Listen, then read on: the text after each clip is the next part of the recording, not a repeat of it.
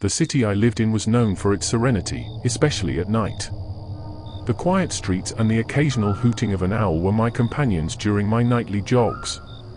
It was a routine I cherished, a time when the world was asleep, and I could lose myself in the rhythm of my footsteps.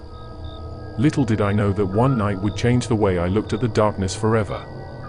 It was a moonless night, the kind that swallowed everything in its inky embrace.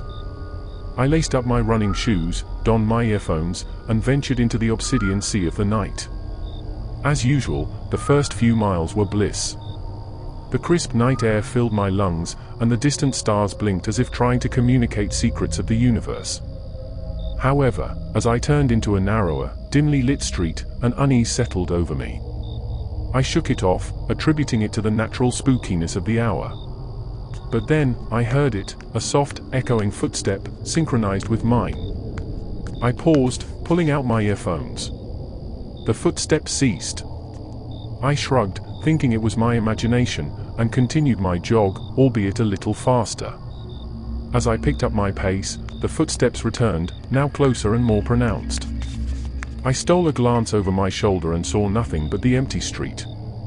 My heart pounded, and a cold sweat trickled down my spine.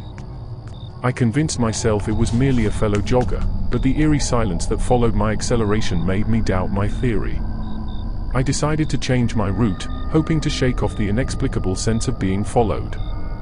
I ran towards the park, thinking the open space would provide some comfort. The park, however, was cloaked in darkness, the trees whispering secrets in the night breeze. I quickened my steps, my eyes darting around, searching for any signs of life.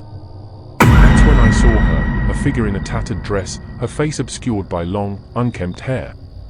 She stood under a flickering streetlight, her eyes gleaming with an unnatural intensity.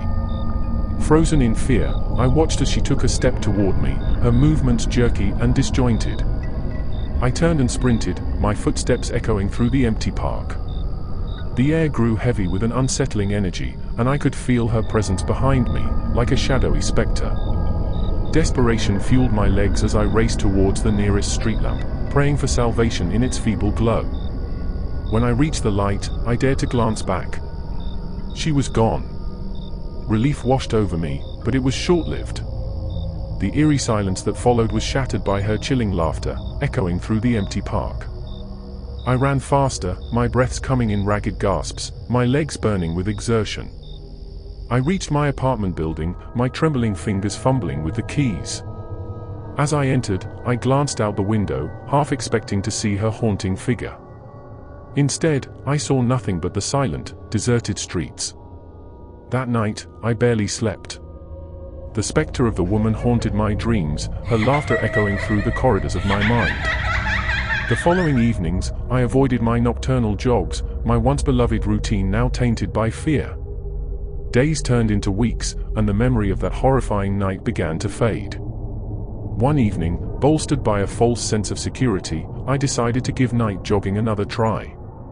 The city seemed back to its peaceful self, the memory of my terrifying encounter becoming a distant nightmare. As I jogged down a familiar street, I noticed a flicker of movement in the corner of my eye.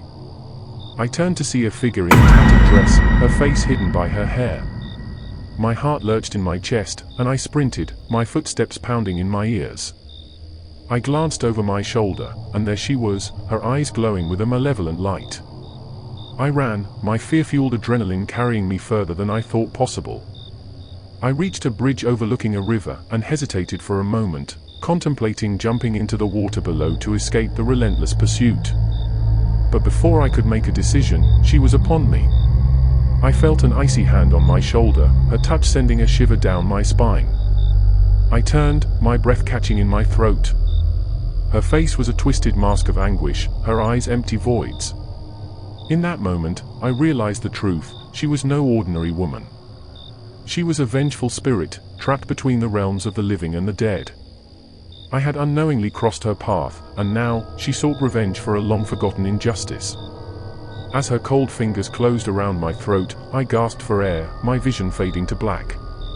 The last thing I heard was her haunting laughter, echoing through the night, before everything went silent. And so, my life ended on that bridge, the victim of a vengeful spirit's wrath. My story serves as a warning to those who venture into the night, for not all shadows are harmless. In the darkness, malevolent forces may lurk, waiting for a chance encounter to exact their revenge on the living.